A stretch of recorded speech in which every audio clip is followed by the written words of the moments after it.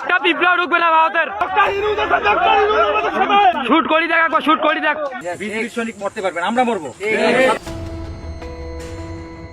হঠাৎ করে যখন তখন ভারতীয়দের বাংলাদেশে ঢুকিয়ে দিচ্ছে ভারতীয় সীমান্তরক্ষী বাহিনী বিএসএফ। এতে করে সীমান্তবর্তী এলাকাগুলোতে প্রতিনিয়ত ছড়াচ্ছে নানা উত্তাপ। আর তাতে কখনো লাঠি, কখনো বাকযুদ্ধ, কখনো কাস্তে হাতে কঠোর প্রতিবাদ করছে বাংলাদেশিরা। তাদের কণ্ঠে এবার হুঙ্কার, একটা পিঁপড়াও ঠুকবে না, ডক্টর ইউনূস আমাদের সাথে আছে। আর এতেই যেন পিছু হাঁটতে শুরু করেছে ভারতীয়রা। বাংলাদেশের প্রতিটি ইঞ্চি মাটির হিসেব নিতে কঠোর থেকে কঠোর অবস্থানে বাংলাদেশের সীমান্তরক্ষী বাহিনী বিজিবি। সম্প্রতি একটি ভিডিও ছড়িয়েছে সামাজিক যোগাযোগ মাধ্যমে।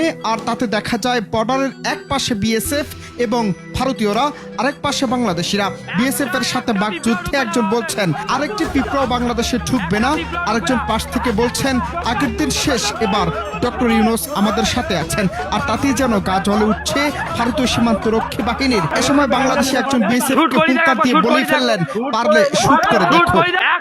একটা বিপ্লব ঢুকবে না ভারতের, একটা বিপ্লব ঢুকবে না।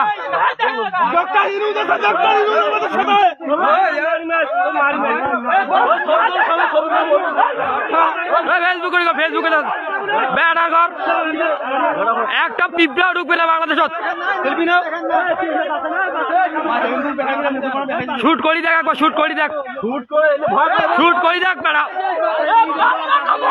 বিজেপি বলছে খাগড়াছড়ি সীমান্ত দিয়ে 111 জন, কুড়িগ্রাম দিয়ে 84, সিলেট দিয়ে 103, মৌলভীবাজার দিয়ে 331, হবিগঞ্জ দিয়ে 19, সুনামগঞ্জ দিয়ে 16, দিনাজপুর দিয়ে 2, চাঁপাইনবাবগঞ্জ দিয়ে 17, ঠাকুরগাঁও দিয়ে 19, পঞ্চগড় দিয়ে 32, লালমনিরহাট দিয়ে 75, চুয়াডাঙ্গা দিয়ে 19, ঝিনাইদহ দিয়ে 42, কুমিল্লা দিয়ে 13, ফেনী দিয়ে 39, সাতক্ষীরা দিয়ে 23 ও মেহেরপুর দিয়ে 30 জনকে পুশ ইন করা হয়েছে। এছাড়াও সুন্দরবন দূরবর্তী মন্টারবাড়িয়া এলাকা দিয়ে 78 জনকে পুশ ইন করা হয়েছে।